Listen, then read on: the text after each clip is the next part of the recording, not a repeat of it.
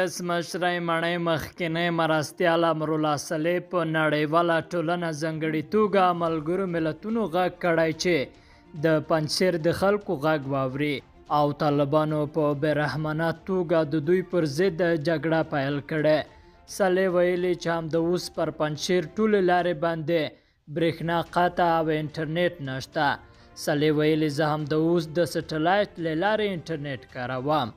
بل ورته پخوانی ولسمشر حامد کرزی وایي جګړه د حل لاره نه ده، ناخوالې زېږوي او له دواړو خواوو یې غوښتي چې د پنجشیر ولایت ستونزه د مذاکراتو له لارې حل کړي.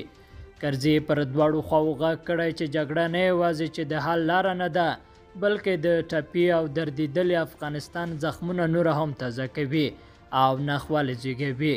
د له دواړو خواوو غوښتي چې د مذاکراتو له لارې موجوده ستونزه حل کړي څو ځورېدلی ولس له بشپړې سولې او خوشحالۍ برخمن شي.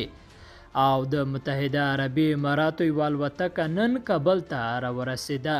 په دغه الوتکه کې 80 ټنه خوراکي او نور توکي ځای پر ځای شوي وه. لیدونکو له غوږ نیونې مو مننه. ښې چارې.